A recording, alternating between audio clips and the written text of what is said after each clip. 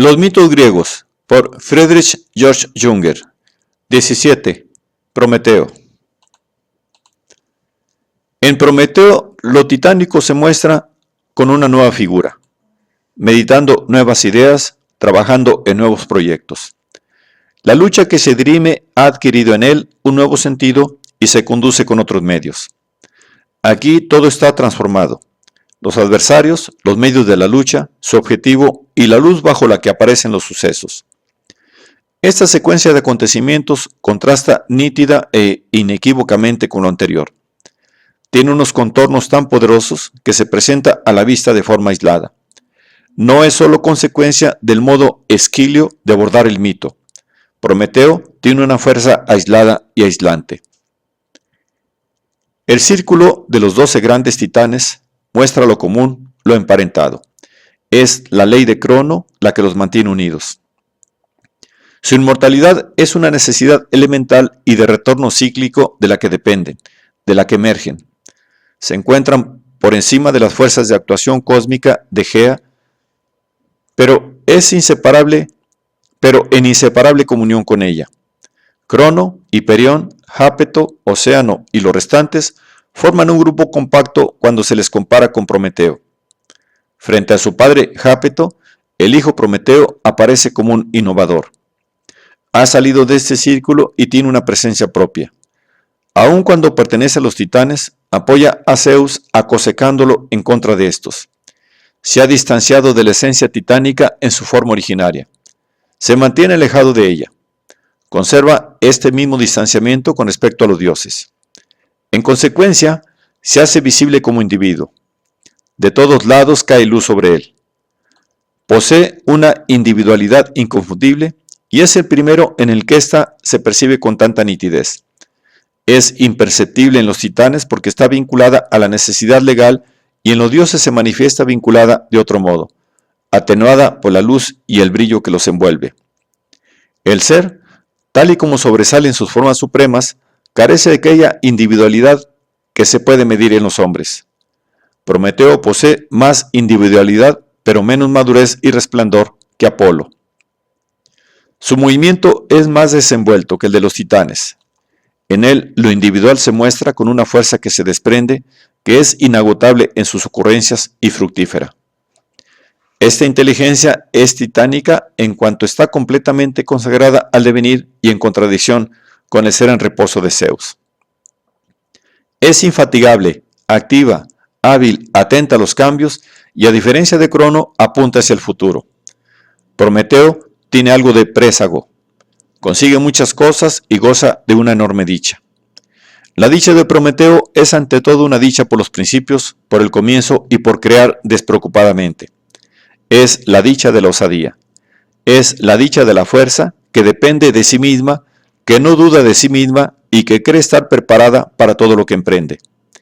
La caída de los titanes no parece afectar a Prometeo. Él mismo contribuye a ella cuando destruye el apoyo que estos le dan y confía en su enorme fuerza. No rehúye el aislamiento, puesto que únicamente en él consigue afianzar su tarea. No solo sabe de qué es capaz, también tiene un poderoso orgullo que quiere vivirse a sí mismo y no quiere deber nada a nadie. Este orgullo y el atrevimiento desinhibido y audaz provocan que se les acerque Heracles, que siente simpatía por él y se presenta como su libertador. La libre osadía mental lo une a Atenea. Los atenienses le atribuían el martillazo que provocó el nacimiento de Atenea de la cabeza de Zeus. La fuerza de Prometeo es genial. Está emparentada con la de Zeus y a la vez la desafía. Su pensamiento y sus actos se definen por una libre genialidad y le garantizan la reverencia del hombre espiritualmente fuerte. Es un descubridor, se mueve en el reino de Zeus. Qué nuevo es el mundo en el que entra. Qué nuevo se vuelve este mundo justamente porque su mirada empieza a fijarse en él. Crono y los titanes no tenían una mirada como la de Prometeo. Veían el devenir y su retorno. Lo nuevo no era nuevo para ellos. Lo conocían todo. Para el viejo Crono no había nada que fuese nuevo, tampoco para Océano. Hacían girar el devenir en círculos sin fin. El ritmo de esta soberanía era como la pleamar y la bajamar, como el silencioso y monótono murmullo de las olas del mar que sin cesar rompen en la orilla. Para Prometeo, que se salió de este ciclo, todo era nuevo. Era consciente de ello, se sentía como un creador. Su mirada poseía una fuerza transformadora. Delante de él estaba el devenir y únicamente tenía que levantar la mano, mover un dedo para imprimir el sello de su fuerza al acontecer. Todo estaba por comenzar, todo estaba inagotado. Era como si saliese a la brisa matinal, al rocío, a la fresca, sobrio y a la vez ebrio, como alguien al que se le ocurre una poderosa idea que emplea su imaginación en un gran proyecto. Lo que veía en sí era la plétora de lo posible. Era un mundo al que podía dar forma a su imagen y también a su voluntad, con Zeus o también en contra de él si rehusaba este trabajo. En contra de Zeus y también de Apolo. Prometeo y Apolo se enfrentan como extraños el uno para el otro. Aquello que tanto mueve a los titanes, este nuevo devenir y su riqueza sin medida, eso no afecta a Apolo. Apolo no conoce esa inquietud de Prometeo, a quien no le basta el presente y se vuelve al futuro. El Dios de lo consumado, de lo concluido y logrado, no es al mismo tiempo el Dios de los trabajos, de los proyectos y de los talleres. No es un Dios del Homo Faber, al que sí favorece Prometeo. En Prometeo se agita un fuego más oscuro y salvaje que en Apolo. Concede más espacio a la pasión.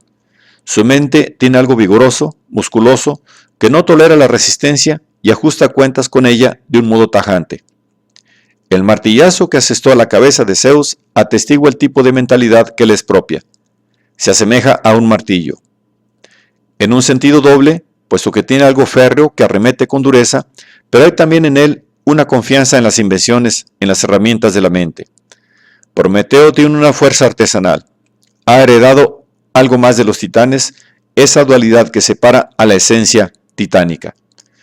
Su mente es fructífera, tiene múltiples capas e incluye la paradoja. La pasión por crear y hacer surgir lo convierte en un actuante. Como todos los autores, es capaz de sustraerse al acto y el elemento que pone en marcha, al final, le engulle. La firmeza de su voluntad, aplicada al devenir, se hace patente en el cuerpo atlético, en los proyectos atléticos. Apolo tiene el pie más ligero. Su presencia está completamente inspirada por las musas. Su sangre fría le convierte en un guerrero invencible. Prometeo está tan cerca del hombre como ningún otro dios. Apolo se encuentra frente a él a una distancia insalvable. No puede establecer relación alguna con lo titánico, no importa cómo se muestre. Ahora el hombre griego tiene que decidir si desea tender hacia lo apolíneo o hacia lo prometeico. En Prometeo se hace patente algo más. Es más trabajador. Los titanes no lo son. Encontramos herreros y metalúrgicos titánicos a los que se podría llamar trabajadores, pero solo en el ámbito de las fraguas volcánicas. Ahora bien, Océano tiene tan poco de trabajador como Hiperión o Helio. Su actividad, su quehacer, no se puede comparar con el de Prometeo. En ello se trata de una necesidad elemental de la que no se deriva ningún carácter laboral autónomo. Pero de la mano formadora de Prometeo salen obras autónomas. Su actuación se hace visible en obras que perviven independientemente de él. Se entiende a sí mismo cuando produce, en la libre producción. Esta capacidad es una característica suya. Es inconcebible sin los talleres, sin el esfuerzo y sin un plan de trabajo. Siempre el mundo prometeico es a la vez un mundo del trabajo. En ningún lugar su titanismo salta tanto a la vista como cuando está activo en un trabajo infatigable de invención en el ámbito de los pensamientos ingeniosos de los talleres. Prometeo está orgulloso de las obras de su mente y de sus manos, y este orgullo se repite hasta la deformación en el hombre prometeico, hasta aquella autoestima del trabajo y del trabajador que vuelve a implantar el sisifismo en la vida. Prometeo, que trabaja en sus obras, mantiene una relación estrecha con uno de los dioses, con Hefesto. También Hefesto es un trabajador, es artesano y herrero. Es el dios mecánico en el círculo de los dioses. Vestido con la túnica corta de los artesanos, sobre la cabeza el gorro ovoide de obrero que le protege de las virutas de hierro incandescente y de las chispas, en la mano un martillo y unas tenazas, es el único trabajador entre los dioses. Es el señor de las fraguas y las minas subterráneas, señor del fuego subterráneo cuyo poder sabe aprovechar para sus propósitos. Hefesto es inventivo y hábil a la vez. Es el inventor de los primeros autómatas, pues autómatas son las dos esclavas de habla dorada que se mueven por sí solas y que él creó para apoyarse en ellas cuando caminaba. Son suyas obras de arte tan raras como la imagen de Pandora, el carro de Helio, las flechas de Eros, la armadura de Aquiles, los perros de plata y el oro de Alcino, el cetro de Pélope, la gargantilla de Armonía, el vaso de Menelao, la coraza de Diomedes, trabajos todos ellos que en parte destacan por su suntuosidad y habilidad y en parte evidencian los poderes vertidos y forjados en ellos. Hefesto también forjó las cadenas de Prometeo. En sus fraguas trabajaban los tres cíclopes, Arges, Brontes y Estéropes. En ellas debieron buscar refugio y hacerse útiles algunas criaturas titánicas. Ahora bien, Hefesto no es un titán sino un dios. No solo es un mecánico, sino un artista divino de todos aquellos trabajos que surgieron con la ayuda del fuego. Lo que caracteriza a Prometeo es que solo puede crear algo por medio del trabajo. Aquí reside una diferencia con respecto al modo de crear sin esfuerzo de los otros dioses. Poseidón, que crea el corcel, y Atenea, el olivo, lo hacen sin esfuerzo. Esta creación está tan poco relacionada con el concepto del trabajo como lo está la creación artística de un Apolo o un Dioniso. Los dioses no tratan a Hefesto del todo como a un igual. Su deformación, su cojera, provoca en ellos carcajadas interminables. Está afectado por algún otro rasgo cómico, están asociados a él ciertos recuerdos, de modo que con solo mirarlo provoca ganas de reír. En él no parece importarle esta risa, la acepta sin irritarse. Está garantizado su lugar en el banquete, su participación en el festín de los dioses. Aun cuando es el esposo de Afrodita, y quien, sino, podría ser su esposo, aparece con la figura de un siervo y el ámbito que preside parece no tener nada de sublime. Los dioses le aprecian por el provecho que obtienen de él cuando lo necesitan, pero por lo demás lo tienen poco en cuenta, aun cuando siempre es un servidor aplicado y servicial. Hefesto, que crea tantas obras brillantes y resplandecientes, carece de brillo. Sus dos esclavas de oro, sus autómatas doradas, dan la impresión de que lo envuelven en su resplandor. El menosprecio con que los griegos miraban a los escultores es responsable de esta postergación. El motivo es que Hefesto tiene menos ser que los demás dioses. Carece de lucidez. No posee la poderosa plenitud del ser de un Apolo o un Dionisio. Así lo demuestra precisamente el hecho de que es herrero, de que crea obras de arte, una empresa en la que los otros dioses ni siquiera piensan. Estas obras son menores que las de otros dioses, que el corcel de Poseidón, que el olivo de Atenea. Hefesto es incapaz de crear algo así. Es muy habilidoso, pero esta cualidad está siempre vinculada a la creación mecánica. No obstante, no podemos tomar exclusivamente a Homero como referente de la naturaleza de Hefesto. La epopeya siempre tiene en cuenta al héroe. La vida de los héroes y sus proezas constituye siempre la medida a partir de la cual se considera todo el acontecer. Hefesto es más salvaje, oscuro y pasional de lo que relata la epopeya. En el reino de Zeus se muestra servicial, al contrario de Prometeo. Es condescendiente y dócil, sí, pero también doliente. Mantiene relación con los cabiros y los dáctilos, con Rea y con todas las fuerzas titánicas.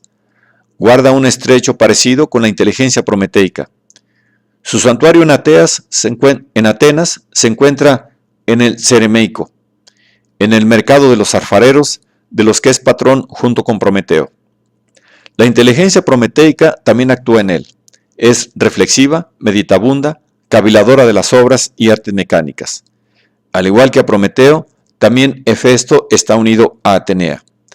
Arde con una pasión desenfrenada, vehemente y desesperada por la protectora suprema de toda destreza. Ansía tener una relación íntima de amor con Atenea, quien, siempre inaccesible, lo elude.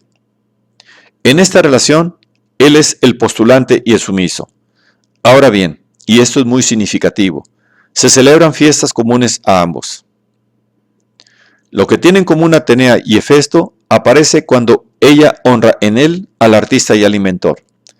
Al mismo tiempo, lo mantiene a raya mediante aquella mentalidad más estricta y preclara que es propia de la diosa.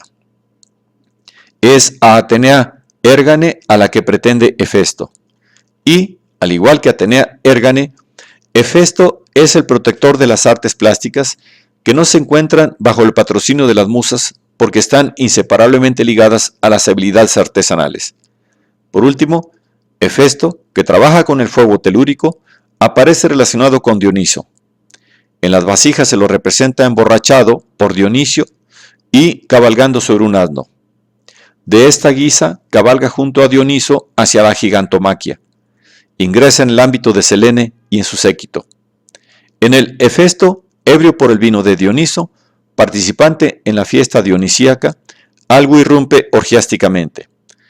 Al igual que los dáctilos de Lida, que siguen la llamada de la madre orgiástica Rea, así Hefesto sigue la poderosa llamada de Dioniso, que lo arranca del humo y del estruendo de su taller y lo conduce a la ebriedad. Prometeo está emparentado con Crono, y Jápeto también porque dirige su fuerza hacia lo supremo, hacia el poder en su totalidad. No se contenta con poco. Su mente aspira a elevarse y abarcarlo todo. Mide sus fuerzas con las de Zeus. Es Zeus Cronio quien sale a su encuentro. Como consejero y présago, aparece de entrada en el círculo de los dioses, que reconoce sus dotes y lo tratan como a un igual. Establece con ellos una relación libre que no está basada en la afiliación, sino en las disposiciones, en las capacidades y en el conocimiento. En virtud de su mentalidad característica, está en contacto con los dioses y a la vez se separa de ellos. En el Olimpo, él es solo un invitado. Su pensamiento recorre un camino diferente y sus proyectos y objetivos no admiten ser conciliados con los de los dioses. Sus pensamientos siempre giran alrededor de Zeus. En Zeus está aunado todo aquello que confiere fuerza, duración y seguridad a la soberanía de los dioses. Esta soberanía está inquebrantablemente cimentada en el Zeus que impera, reposa en el Dios Supremo. Es su ley la que ponen en práctica los dioses. La ley de Prometeo es otra. Este orden no puede convertirse en el suyo, puesto que, si así fuese, él no podría llevar a término aquello que le impele. En él se encuentra la voluntad de cambiar. Él desea algo nuevo. Su orgullo incluye también el deseo de no estar en deuda con Zeus. Quiere actuar autónomamente. Lo nuevo que le mueve saldría perdiendo si él no lo crease por sí mismo. Solo entonces muestra los signos de su voluntad, la firma de su propio puño. Así como el artista firma sus obras, así las obras prometeicas también han de tener su propia e inequívoca marca. Imprime en ellas lo que le es característico, la huella de su individualidad. Les infunde su aliento. Todo esto queda muy alejado de los titanes, que son portadores de una legalidad de carácter rígido. La necesidad que ellos presiden es elemental. Prometeo ya no cree en esta necesidad. Siente dentro de sí unas fuerzas superiores y se considera capaz de dominarlas de manera nueva. No es la idea de un mundo creado lo que le mueve, sino la idea de que es él quien puede crearlo. Contempla sin temor alguno los grandes prototipos del ser. De entrada, entiende que solo él es real. Real es aquello que él crea al introducirlo en el mundo. El mundo es una imagen del mismo, de sus pensamientos, actos y esfuerzos, así como su rostro es la copia de la vitalidad mental que le impregna. El respeto, que conserva lo existente y lo protege, le resulta ajeno. Se pierde ante la certidumbre de que en él habita la fuerza para fundar un mundo nuevo y más hermoso.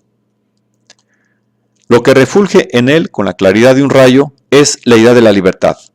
Incluso la necesidad más elemental carece de fuerza frente a la idea de libertad que irrumpe en él victoriosa y triunfante. Esta idea de libertad lo aísla. La independencia, al sentirse libre de todo servicio y dependencia, todavía no incluye la plena libertad. Esta reside en la creación y en la producción, en la construcción de un nuevo mundo. El proyecto de Jápeto fracasó, porque deseaba mantener, frente a Zeus, un reino en declive. Prometeo le contrapone un mundo nuevo. Paso a paso le irá arrebatando el poder a Zeus. Este es su proyecto y a partir de ahora pone los medios para conseguirlo. En las manos del titán brota la arcilla, vivaz y dúctil, la amasa y le da forma, moldea con ellas figuras, hombres y animales. A lo que le parece logrado, le infunde su soplo, le inyecta un fuego celestial. Se lo lleva a Zeus y a Atenea, que infunden su aliento en estas obras. En su quehacer hay algo anímico y animador.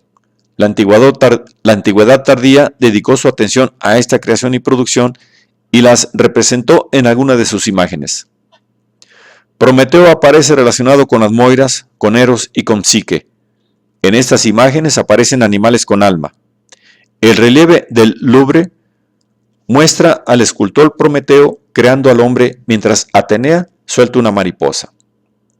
Es la mariposa de la vida, del alma, portadora del aliento que se introduce en la arcilla inánime.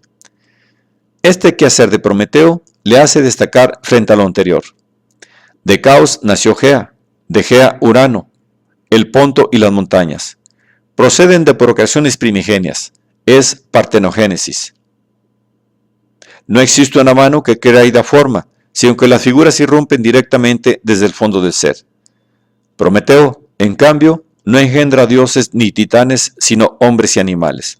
Los forma con barro, la materia más frágil, más perecedera, un producto amorfo de la descomposición. Su quehacer es anímicamente fugaz y perecedero. Sus hechuras son tan delicadas y vulnerables como la mariposa que les infunde aliento. Esta mariposa las volverá a abandonar. Prometeo engendra seres mortales, criaturas de su imaginación, pero sujetas a la muerte. El alfarero Prometeo no les puede conferir la inmortalidad. Envejecerán, se marchitarán y desaparecerán. Como benefactor puede atener su suerte, puede enriquecer sus vidas con sus invenciones y sus artes, pero no puede darles la inmortalidad ni la juventud eterna. Aún así los ama, y los ama con más vehemencia y pasión que los dioses al amar al hombre. Los ama como hijos de su fuerza, no son del todo su obra. En ellos se hace visible la contribución de Zeus y Atenea. Pero en ellos lo prometeico es inconfundible. No se le parecen, y él es capaz de reconocerse en ellos. Pero en ellos lo prometeico es inconfundible. Se le parecen, y él es capaz de reconocerse en ellos. El fuego que a él le penetra también está presente en el hombre, en el que existe toda la inquietud del devenir, las ganas enteras de crear que el titán siente latir en su pecho. Los ama como un padre ama a sus hijos, y puesto que los hace suyos, les concede protección por doquier. En sus manos se convierten también en un instrumento en contra de los dioses, en contra de Zeus. El hombre se ve involucrado en la lucha contra Zeus y Prometeo, padece esta lucha a la que inevitablemente se ve arrastrado. Cuanto más visible se hace en él lo prometeico, tanto más amenazado se ve. A Zeus, que adivina los planes de los titanes, no le gusta el hombre prometeico. Trama su aniquilación, quiere crear otra estirpe humana. El cielo empieza a ensombrecerse para el hombre y también Prometeo se ensombrece. Cuanto más se ve arrastrado a la lucha contra Zeus, tanto más se oscurece su ser. Es una imagen del supremo esfuerzo y de las fuerzas en tensión cuando se enfrenta a Zeus y busca preservar frente a él su obra. En él, lo atlético emerge en la medida en que se enfrenta a Zeus. Para él no hay vuelta atrás, o vence o lo aniquilan. Hesíodo relata la asamblea de los dioses con Prometeo y los hombres en Mecone.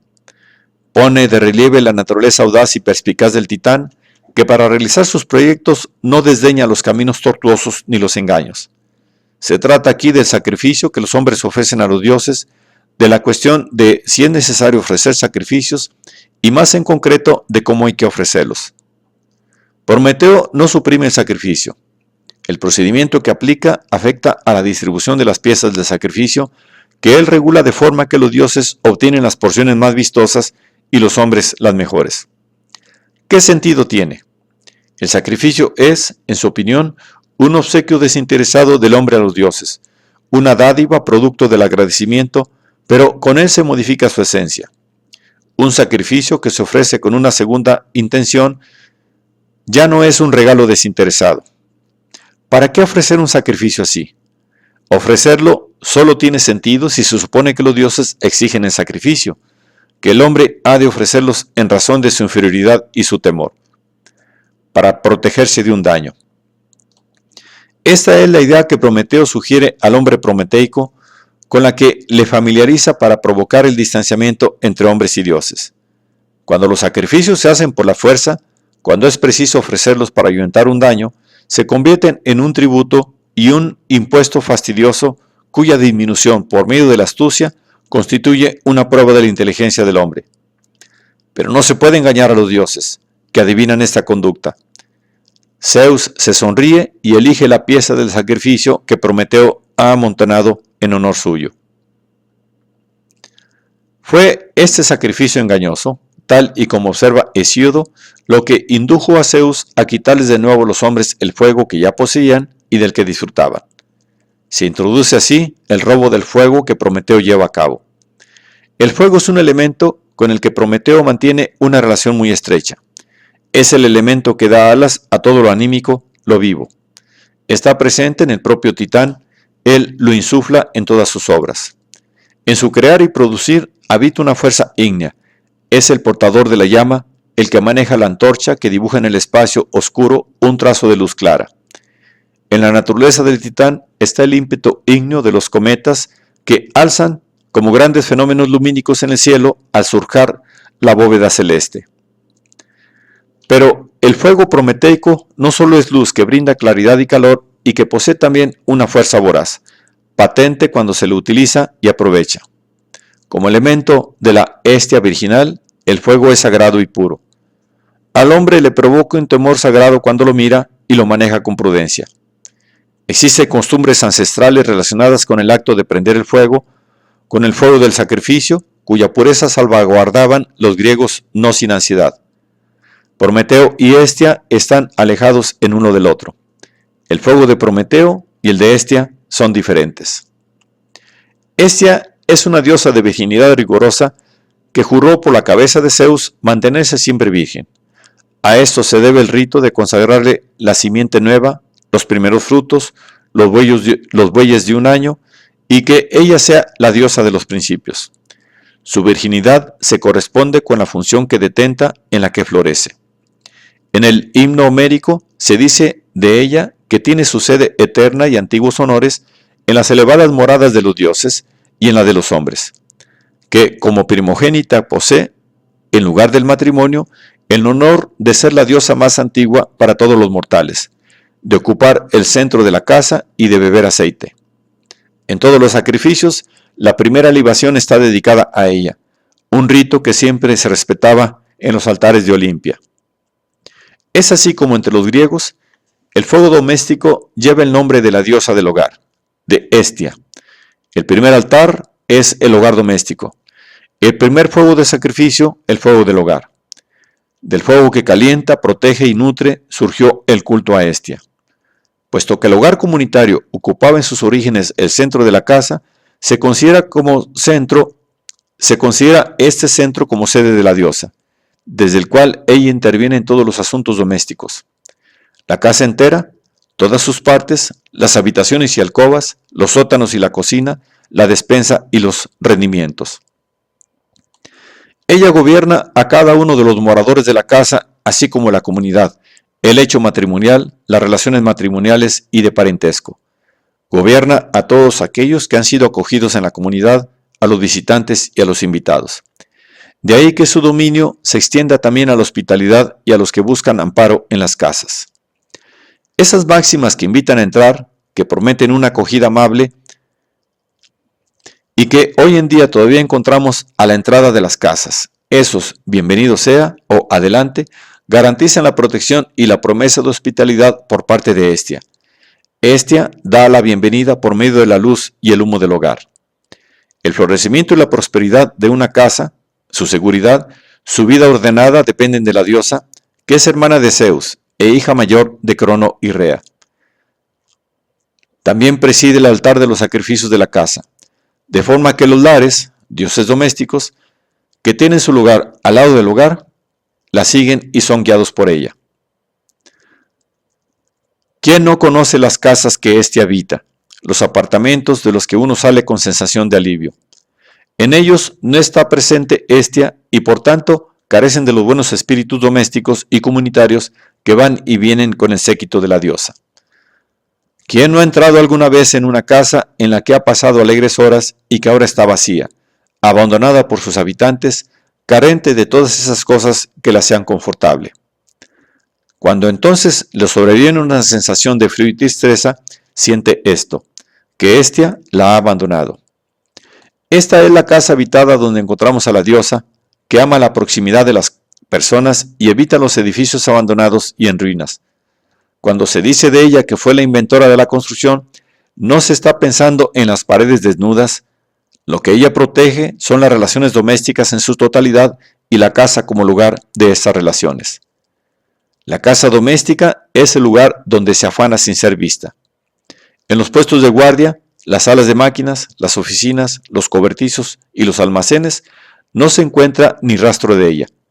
Tampoco en los museos, las salas de espera o los compartimientos de los trenes. No siente placer alguno por los pisos arrendados de las grandes ciudades, por las viviendas cambiantes y pasajeras.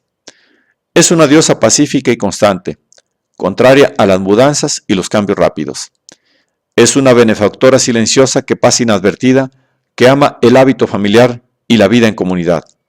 Si bien no evita el solitario, su ámbito es la familia. El dominio de Hestia se extiende por las casas y los templos, y no solo preside el fuego del hogar, sino también el altar. De ahí que se le rinda culto en todos los templos, que en el sacrificio se le invoque en primer lugar, que el primer sacrificio esté destinado a ella y sea para ella el primero y el último donativo en la comida sacrificial. Así como la casa tiene un hogar, la ciudad tiene un hogar común a todos los habitantes, además de una efigie de la diosa en la casa del Pritaneo, que al jurar su cargo ofrece un sacrificio en su honor. De la llama de este hogar toman fuego los colonos que abandonan su patria y se marchan lejos, llevándoselo con ellos. La llama del hogar de la Hestia de la patria arde ininterrumpidamente en las ciudades recién fundadas.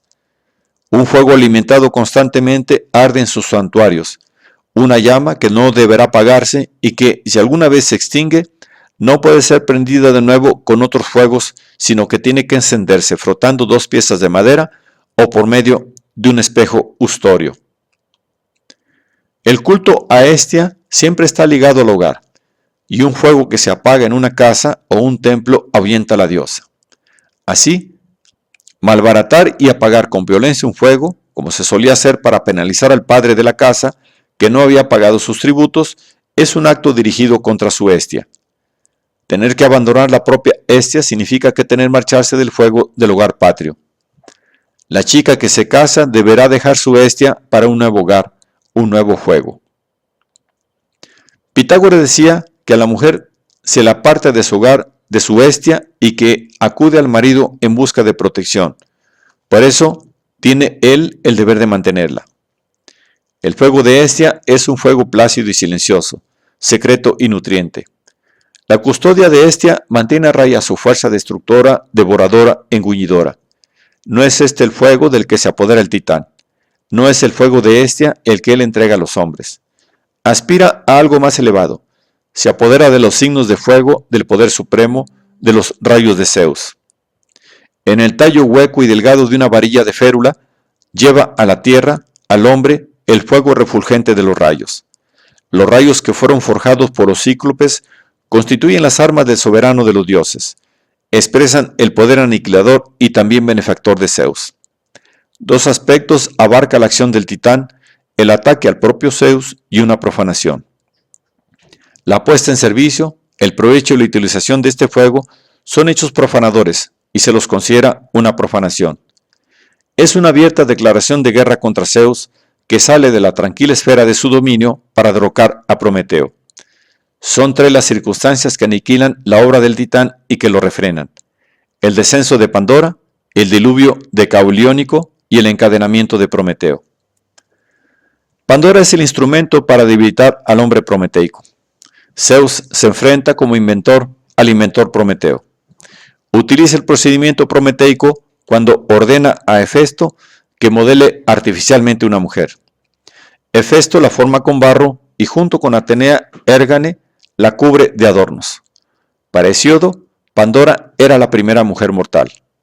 Según él, todos los males, las tribulaciones y las calamidades le vienen al hombre de la mujer, pero éste es incapaz de hacer nada sin ella. De Pandora se relata que gracias a la colaboración de Afrodita, las musas y Hermes, está dotada de encantos, de poder de seducción, de un adulador arte del disimulo. Es ella quien trae la tinaja que contiene todos los males. Al abrirla, estos salen volando, solo la esperanza permanece. En esto queda patente que Zeus conoce a la perfección la naturaleza del hombre prometeico, pues Pandora representa la visión soñada y el ideal del ser humano, al que éste no es capaz de ofrecer resistencia cuando se le aparece con todo su brillo y su dulzura. Ella es el engaño titilante que se convierte en fatalidad para el deseo ciego, para la voluntad ciega, de forma que el hombre ni siquiera repara en la tinaja, repleta hasta el doble de calamidades. Esta misma ceguera muestra Epimeteo, el hermano débil de Prometeo. Los dioses dejan que se debilite y se malogre. Hermes conduce a Pandora hasta Epimeteo y él acepta gustoso hasta que, habiéndola poseído, reconoce demasiado tarde la desgracia de la que es portadora. También Mencio, aunque más astuto, fue derrotado por el relámpago de Zeus y encerrado en el Tártaro junto con los titanes irreconciliables. El diluvio decauliónico representa la aniquilación del hombre prometeico a manos de Zeus. Irrumpe el agua y cubre la tierra durante 9 días, destruyendo el linaje humano. Solo Decaulión, hijo de Prometeo, y su esposa Pirra, hija de Epimeteo y Pandora, consiguen salvarse escondidos en el interior de una caja de madera que flota sobre las aguas. El arca se deposita sobre el Parnaso u otro monte. Decaulión sale de ella y ofrece sacrificios a Zeus, quien le promete que creará una nueva raza de hombres. Decaulión y Pirra arrojan piedras hacia atrás por encima de sus hombros y de estos huesos de Gea, la gran madre, surgen hombres con los que Decaulión funda un nuevo reino. Junto con Pirra engendra a Anfictión, Helén y Protogenia. Se le considera el fundador de las hidroforias, la fiesta que se celebraba en Atenas en memoria del diluvio. A Zeus no le basta con aniquilar la obra de Prometeo, también desea derrocarlo. Encadenado en el Cáucaso con las cadenas que había forjado Hefesto, Prometeo sufre todos los tormentos del vencido y el sometido. Se ve privado de los frutos de sus esfuerzos. El águila de Zeus le picotea el hígado, que se renueva incesantemente. Inquebrantable, sufre hasta que Heracles, cruzando las montañas, mata al águila y libera al titán de sus ataduras. Como los grandes titanes, Prometeo es inmortal, y también es inmortal su voluntad. Zeus puede derrocarlo, pero no es capaz de extinguirlo, ni a él ni a sus deseos. Regresa al Olimpo, donde retorna como antaño su papel de consejero y présago de los demás dioses.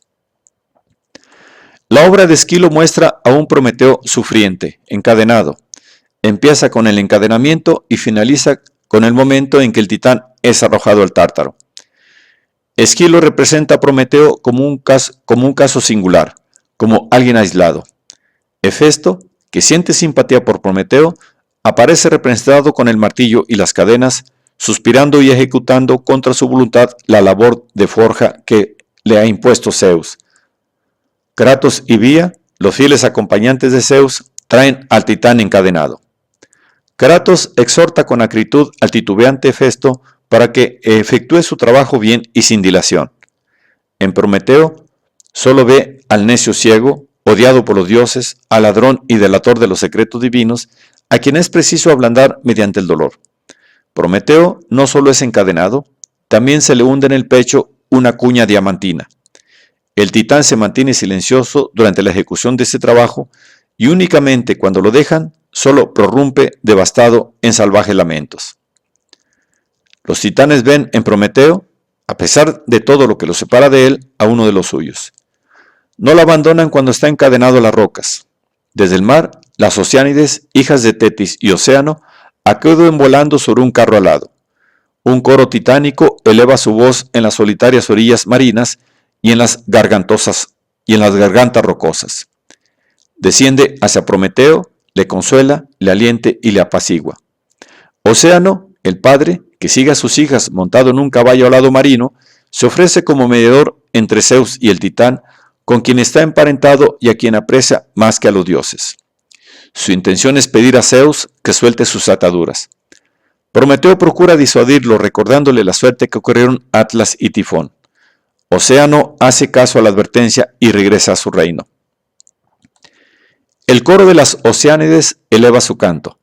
Con prepotencia, así empieza: Zeus ha demostrado su poder a los antiguos soberanos. En todos los países se escucha ahora lamento por el destino de los titanes, por el de Prometeo, entre los habitantes de Asia y de la Cólquide, entre los escitas, los árabes y los habitantes de las fortalezas del Cáucaso. Alrededor del titán Atlas, que está encadenado con ataduras de diamante, resuena el lamento de las olas que irrumpen salvajes del mar. Las profundidades del Hades suspiran y las corrientes sagradas lamentan su sufrimiento. Es el sufrimiento de Gea por sus hijos, seguido de un poderoso eco que procede de los mares y las montañas, de las gargantas y las corrientes. Este lamento, que se derrama por doquier, evidencia que Gea se siente unida al titán. Se ha producido un desgarro entre ella y sus hijos, una separación dolorosa y violenta, y todo lo que pertenece a Gea se ve transido por este dolor. Se percibe un hondo suspiro cuando Zeus se hace con el poder. Io, objeto de la ira de Hera, y que, como una segunda Hera, va errando por los países, se encuentra con el titán en su huida. El vidente Prometeo le predice el recorrido y el final de sus penas, y también le revela que su bisnieto Heracles acudirá a liberarlo. Io no solo está vinculada a Prometeo por ser antepasada de Heracles, también está ligada a él por el sufrimiento común. Su suerte es la contrapartida femenina de la suerte de Prometeo. La doncella Inaquea, al convertirse en amada de Zeus, tiene la misma condición que el titán. No se considera aquí la culpa o la ausencia de culpa, basta con que se unió al dios que la deseaba como una mortal. Esto la elevó por encima de todo lo humano, la puso en peligro y la expuso a ser aniquilada. Se ve involucrada en la batalla de los dioses y una locura incansable la hace errar por el mundo. De ahí que las Oceánides imploren al destino que nunca jamás una de ellas tenga que compartir lecho con un dios olímpico, pues es muy dura la suerte de aquella que es amada por los dioses.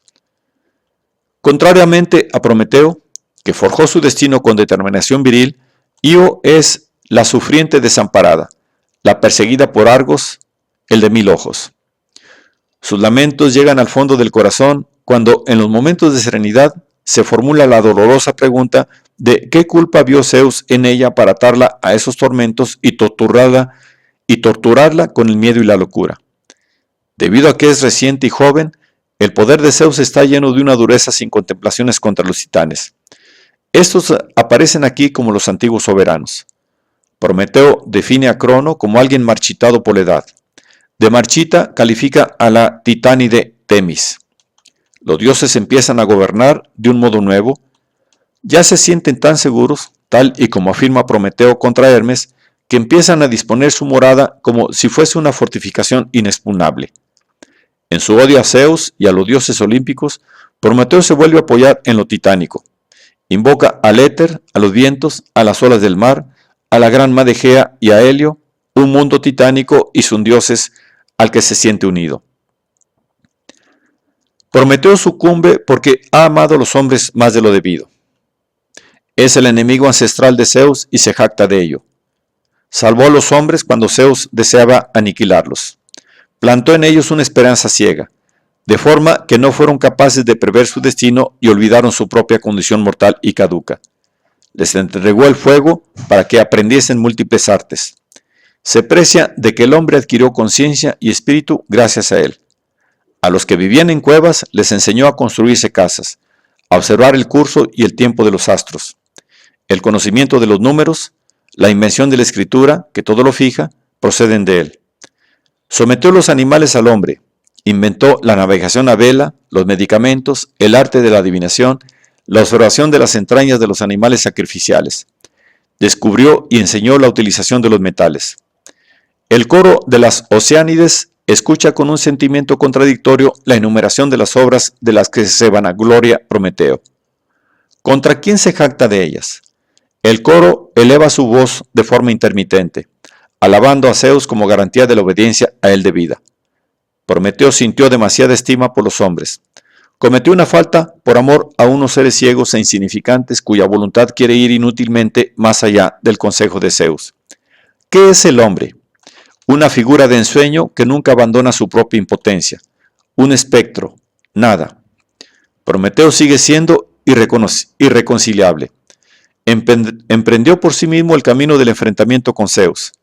Desde un principio reconoció que la lucha de los grandes titanes contra Zeus era inútil e intentó animarles con sus inteligentes consejos para que se sometiesen al poder de Zeus. La predicción de Gea y de Temis le enseñó que con violencia no se podía hacer nada contra Zeus, que solo la astucia podía ser de utilidad. De ahí que, cuando los titanes desestimaron sus consejos, se pusiera con Temis del lado de Zeus, aconsejándole que encerrase a Cronos en el Tártaro junto con sus secuaces. ¿Qué hace sólido a Prometeo en su fuerza y su obstinación? Prevé que Zeus lo necesitará y apuesta por ello.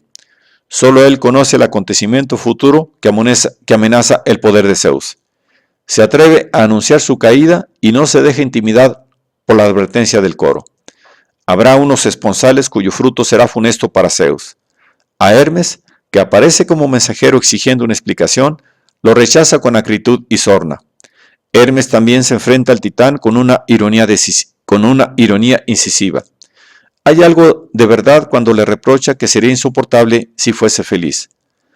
A ello Prometeo responde solo con un grito de dolor, un grito que Zeus, según el comentario lacónico de Hermes, ignora. A continuación, le anuncia las consecuencias de su negativa. Zeus lo arrojará al abismo con ayuda de sus rayos y no verá la luz durante largo tiempo. Después, una vez de vuelta en la tierra, el águila devorará su hígado, el centro de su fuerza y de sus deseos, hasta que llegue Heracles, hasta que Quirón se decida a descender al Hades en lugar de Prometeo. Prometeo, que hace tiempo que conoce su futuro, insiste en su negativa a pesar de su última advertencia del coro y, de inmediato, tiene lugar la decisión de Zeus. La tierra tiembla poderosamente y el titán se hunde junto con la roca a la que está encadenado. Desaparece en las profundidades invocando el éter sagrado.